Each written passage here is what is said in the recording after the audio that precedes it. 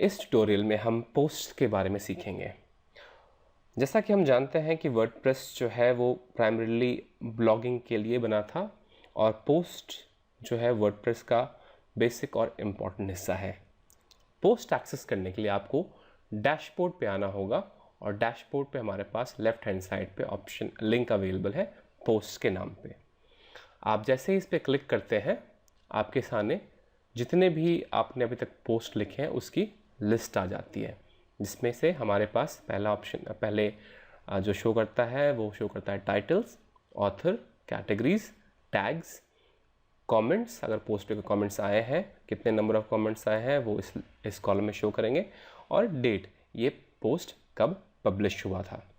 हम चाहें तो इस व्यू को चेंज भी कर सकते हैं। अगर राइट हैंड साइड टॉप पे अगर आप देखेंगे तो यहाँ पे ये दो बॉक्स बने हुए हैं। पहला बॉक्स है लिस्ट व्यू, दूसरा बॉक्स है डिटेल लिस्ट व्यू, जिसको अगर हम क्लिक करते हैं तो हमारे पास और भी कुछ इंफॉर्मेशन इस लिस्ट के अलावा शो होंगे। यहाँ पर मैं वापस से लिस्ट में स्विच कर देता हूँ।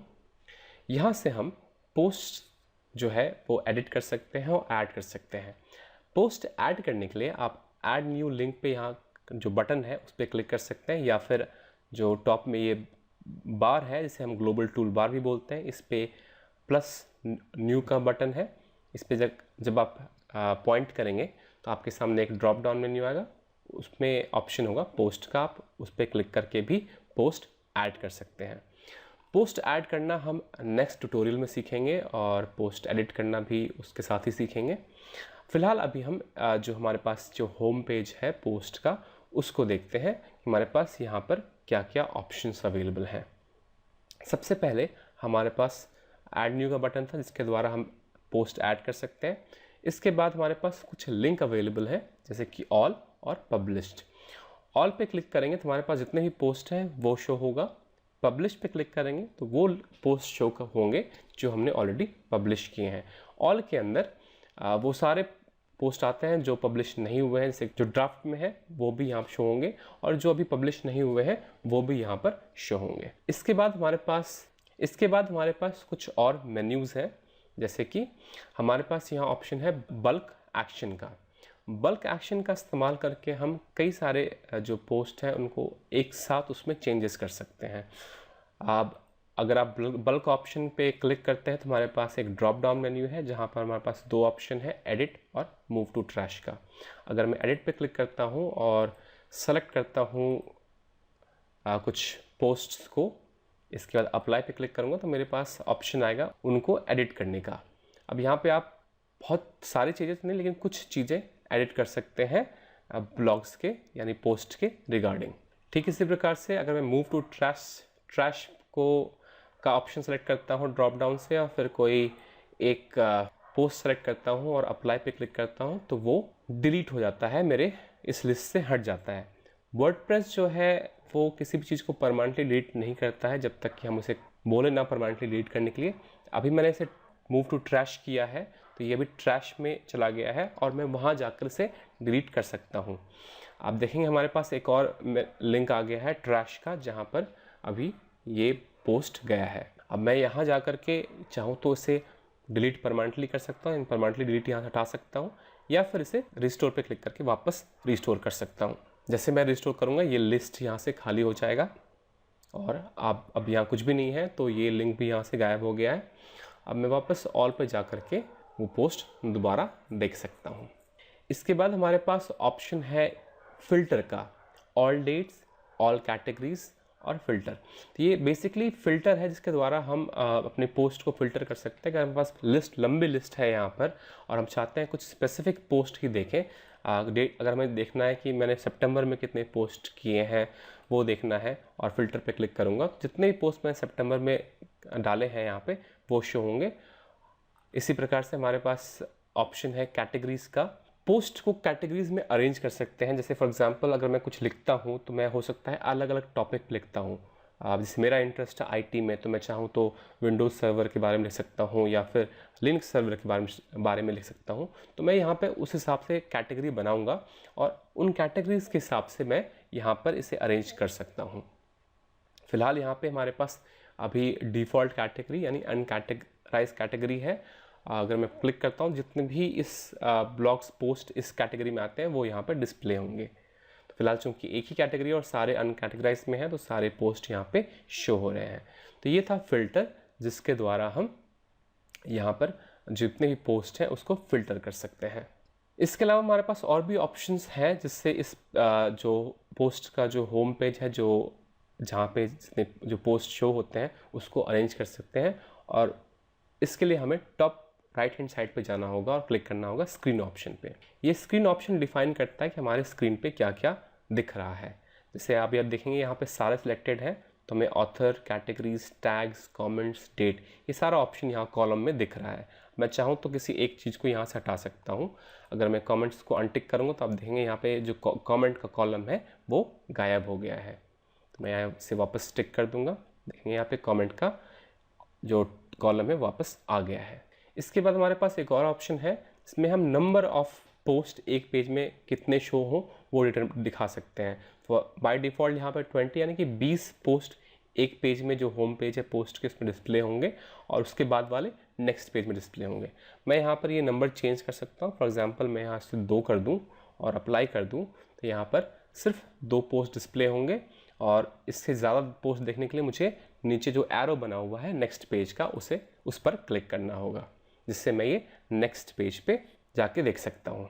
मैं स्क्रीन ऑप्शन में जाके इसे दोबारा 20 पे कर देता हूँ और अप्लाई कर देता हूँ। ये स्क्रीन ऑप्शन जो है आपको कई जगह दिख जाएंगे जहाँ पर इसके कई ऑप्शंस अलग होंगे, और जहाँ भी ये होगा मैं आपको ये दिखाऊंगा। फिलहाल ये स्क्रीन ऑप्शन जो हमारे पोस्ट के होम पेज का, जहाँ पर हमारे सारे पोस्ट देख सकते हैं और उनको एडिट या फिर डिलीट कर सकते हैं या फिर चेंज कर सकते हैं। अब आप देखेंगे जैसे मैं पोस्ट के ऊपर पॉइंट कर रहा हूँ तो इसके नीचे कुछ क्विक लिंक्स आ रहे हैं जिससे कि हम पोस्ट पे अलग अलग चीज़ें कर सकते हैं। जैसे कि मेरे पास एक ऑप्शन है एडिट का, मैं एडिट पे क्लिक कर सकता हूँ, क्विक एडिट पे क्लिक कर सकता हूँ। जैसे क्विक एडिट पे क्लिक किया तो हमारे पास फिर वही बॉक्स आके जिससे कि हम पोस्ट में कुछ चेंजेस कर सकते हैं। फॉर एग्ज़ाम्पल टाइटल और भी बहुत कुछ यहाँ पे चेंज कर सकते हैं। इसके अलावा हमारे पास ऑप्शन है ट्रैश का, फिर और व्यू का है। व्यू पे क्लिक करके हम पोस्ट को व्यू भी कर सकते हैं कि हमारे वेबसाइट पे पोस्ट कैसा दिखेगा। अभी आप देख रहे होंगे मेरी वेबसाइट का थोड़ा लुक चेंज हुआ है क्योंकि मैंने ये लुक चेंज करा है, और आप ये कैसे कर सकते हैं ये भी हम डिटेल से आगे आने वाले ट्यूटोरियल में देखेंगे। फिलहाल हम अभी इसमें पोस्ट पर ही कॉन्सेंट्रेट करेंगे। जो भी हम पोस्ट लिखते हैं वो लेटेस्ट पोस्ट जो है वो टॉप पे आता है। अगर मैं अभी अपने वेबसाइट पे जाऊं, अगर मैं माय विजिट साइट पे क्लिक करके विजिट वेबसाइट पे जाऊं तो आप देखेंगे ये लेटेस्ट पोस्ट जो है वो टॉप पे आता है और उसके बाद उसके नेक्स्ट पोस्ट आते हैं। ये चीज़ आप जो है रीडिंग ऑप्शन से चेंज कर सकते हैं।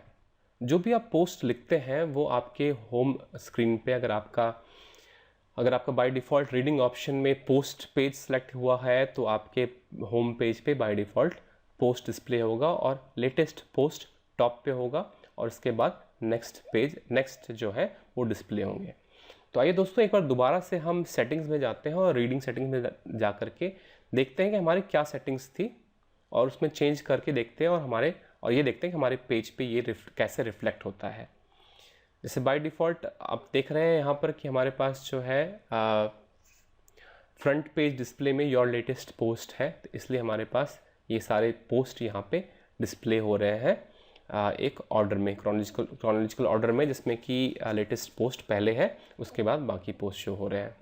अगर मैं चाहूँ तो स्टैटिक पेज पे कर सकता हूँ, ये मैं आपको तब बताऊँगा जब हम पेज पे आएंगे। By default number of blocks जो यहाँ शो होते हैं वो 10 था, मैंने इसे 2 किया था। आप चाहें तो इसे 2 कर सकते हैं और देखें कि यहाँ पर चेंज कर सकते हैं और देखें कि ये कैसा रिफ्लेक्ट होता है हमारे मेन पेज पे। फ़िलहाल मैं इसे सेव चेंज पे क्लिक करूँगा।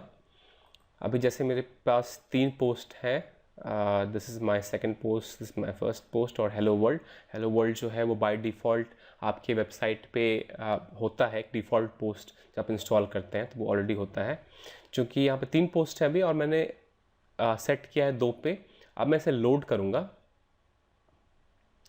तो मेरे पास यहाँ फ्रंट पेज पे सिर्फ 2 पोस्ट डिस्प्ले होंगे और मुझे पुराना पोस्ट देखना है तो मुझे यहाँ नीचे जो लिंक बनाया है ओल्डर पोस्ट उस पर क्लिक करना होगा, जिससे मैं बाकी पोस्ट देख पाऊँगा।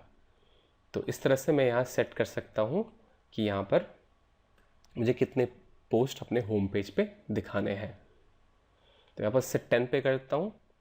इसके अलावा मैं रीडिंग ऑप्शन में आपको एक और चीज़ बताना चाहता हूँ, वो है फुल टेक्स्ट और समरी के बारे में। फुल टेक्स्ट और समरी इन फीड, यहाँ पे मैं आपको डिटेल से समझाना चाहता हूँ कि ये जो ऑप्शन है, जैसे कि आप देख रहे हैं, अगर मैं किसी एक पोस्ट पे जाऊँ, जैसे for example this is my first post, तो आप देखेंगे ये इस पोस्ट में ये पूरा कंटेंट है। जब भी कोई आपके वेबसाइट को सब्सक्राइब करता है तो उसके पास, जब भी आप कोई कंटेंट डालते हैं, उसके पास एक ईमेल जाती है नए कंटेंट की इन्फॉर्मेशन के साथ। उसमें अगर आप यहाँ पे ऑप्शन सेलेक्ट करते हैं फुल टेक्स्ट का, तो जो भी आप कंटेंट पब्लिश करते हैं तो पूरा का पूरा टेक्स्ट उसको ईमेल हो जाएगा, पूरा का पूरा कंटेंट ही उसको ईमेल हो जाएगा।